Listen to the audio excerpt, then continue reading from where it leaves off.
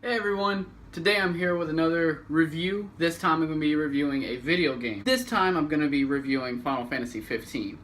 It's a really good game. I waited 10 years for this, literally 10 years. I don't know why. It's been a long time. I played it, beaten it, I've played some of the DLC, some of the episodes have been out for it. I'm also going to be doing some reviews on the episodes also later on. But for right now, I'm going to get to the main story. So I'm going to be reviewing Final Fantasy XV. Strap yourself in and let's get talking. Talk about a game with a lot of history. Final Fantasy XV was originally announced 10 years before its official release under the name Final Fantasy Versus 13. Final Fantasy XV was meant to be a spin-off within the same world as Final Fantasy XIII, and thanks to Square changing this, and because my opinion on Final Fantasy XIII is not the greatest, I think it made the game that much better. Within this decade of development, Final Fantasy XV underwent several switch-ups with its development team and its overall design. Out of these decades worth of changes, 15 came out pretty well done. Not perfect, but ambitious. The beginning of the game places us in Insomnia, a kingdom that's the capital of Lucis and under the rule of the protagonist's father, King Regis. King Regis is sending Noctis, our angsty teen prince, to take part in a political marriage to bring peace between Lucis and the Niflheim Empire. Noctis is followed along by his three friends, Ignis, Prompto, and Gladiolus. To me, Noctis' buddies are the heart of this game. The banter between the four, bad puns included, are what make the game so believable and brings the game to life. Gas stations are the same wherever you go. That one looks more like the gas station that time forgot. Look a tad out of place in the Crown City. Gotta love that smell though, right? No mistaking the smell of chocobos. Indeed. It's nice to not have to kill anything. To some, 15 feels like just 4 guys on a road trip. Because, trust me, you will spend plenty, and I mean plenty of time riding the Regalia. Like Red Dead Redemption, except you're not spending hours staring at a horse's ass. Going back to the conversations that Noctis and his friends partake in, again, this is probably the best part of the game. Just the 4 hanging out with each other gives the game that charm. Prompto takes pictures along the way, sometimes during battles somehow, and Ignis cooks the group a meal as you set up camp. Each in-game day seems to be punctuated by the group eating and just enjoying each other's company. These elements in 15 turn these guys from being just bland sidekicks to best friends that even I felt close to as the journey moved along. Due to this, I totally believe that these 3 characters are probably the most well-developed characters in the series' history. Something new that this game also brought along was the inability to level up your characters until you set up to sleep for the night. Similar to the Monster Hunter games and the Witcher series, what food you have Ignis cook gives your party stat buffs in case you need that extra push to go take on a harder enemy. To create the best meals to give these buffs, you'll have to scavenge around the world of Eos to find ingredients for the new meals. Not sure when a new item is unlocked for Ignis to make during camp?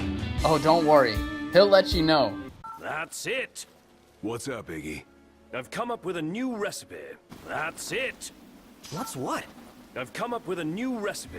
Final Fantasy XV also has a real-time combat system that's mostly seen in many popular action-style RPGs. You only control Noctis during combat, but you have a massive arsenal of more than a dozen weapons to help slice and dice any enemies in your way. Ignis, Gladio, and Prompto also have special abilities that make the fight less of a hassle. Noctis also has the ability to throw his weapon and warp into the direction that it's thrown. This ability makes for a powerful strike on a foe from an extremely far distance, or a really helpful method to get some distance from an enemy before they kill you. I feel like this battle system doesn't really give the player complete control of combat, but it's approachable and it is flashy. Given the fact that I'm a Final Fantasy veteran and never got one game over during my first playthrough, I never really had any trouble getting past any boss fights during the main story. Now let me tell you about the summons, or as they're called in 15, Astrals. These things are amazing. When Noctis or your party members are low on health and the game takes notice that you're getting your salad tossed, you have the option to summon the Astrals to overpower them. Each Astral can be unlocked by completing quests in the main storyline. As a rite of passage to gain the throne, Noctis obtains an item that symbolizes an Astral's acceptance, and from that point on, its powers are at Noctis' disposal. The downside, however, is the selection of which Astral appears at random. You may have both Titan, Rama, and Leviathan available, but you may summon Rama a million times. Seriously, I think Rama just has a thing for me. Now let's move on to the antagonist. I'm afraid you're out of luck. Are we? The boats bring you here. What about him? Well, they'll not take you forth. As a precaution here, this may contain minor spoilers, so be wary here. Arden Izunia. Oh, this guy. Now, I definitely don't hate this character, don't get me wrong. I think he's so well crafted and very well makes for one of the best villains of the Final Fantasy series.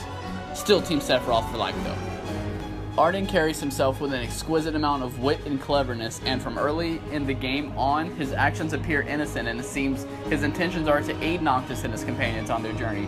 However, his intentions are much darker than it appears on the surface.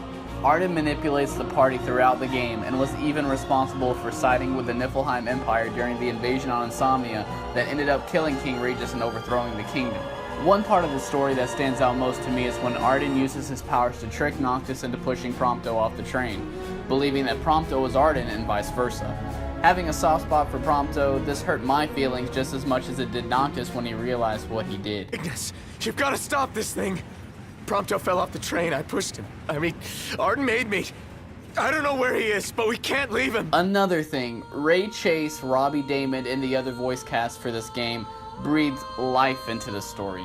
This cast was so well done, you can't say you didn't hear the pain and concern in Noctis' voice during that scene. Overall, Final Fantasy XV is a gem. However, to me, the game felt short. Now, there are DLC of extended content consisting of added storylines with the three compadres, but not a lot of people are open to spending money on these episodes. I also felt that the storyline seemed sort of rushed. The story seemed so tied up into Noctis that the other characters like Lunafreya and Ravis were kind of left on the back burner. Seriously, you find Ravis dead and Noctis just takes his father's sword and moves along. Why? Like, what happened? This wasn't even explained until Square updated the game with an added segment where you play as Gladio and Ignis to catch up with Noctis and find the video of what happened. But still, you shouldn't need to update a game with a patch to fill in a hole in the storyline like that.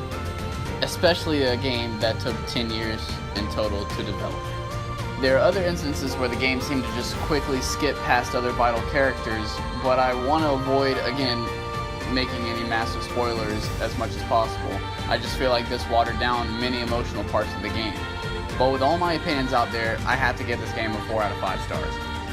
The characters made this game for me. I felt for all three of the guys in this game. To touching scenes with Prompto on the roof of a motel to cooking a morning meal with Ignis, the closeness I felt with these characters were just so fantastically done. The battle system's fast-paced and simple once you get used to it. Again, I literally had 0 game overs the entire single playthrough that I had. That's a first for me when it comes to Final Fantasy. Again, the story seemed too focused on the 4 guys and not so much of anything or anyone else outside of that. If more scenes or moments were shared between Luna and Noctis, I would have felt a lot more for her character. But Noctis literally saw her in person one time during his journey. One time when they made it to Altissia. I just think that a game that took a decade to develop, again, could have had more exposition on the characters like Luna, saying that she had such an important and vital role to the story. But I felt like she was just completely overlooked. But I enjoyed this game. Call me a sucker for cheesy banter and bad puns all you want, but the characters made this game for me again. And when it comes to Final Fantasy, at least some, characters are everything. This game shows the powerful bond between brothers and how each one of them care for and defend each other. So go along for the ride. Reclaim the throne. Walk tall, my son.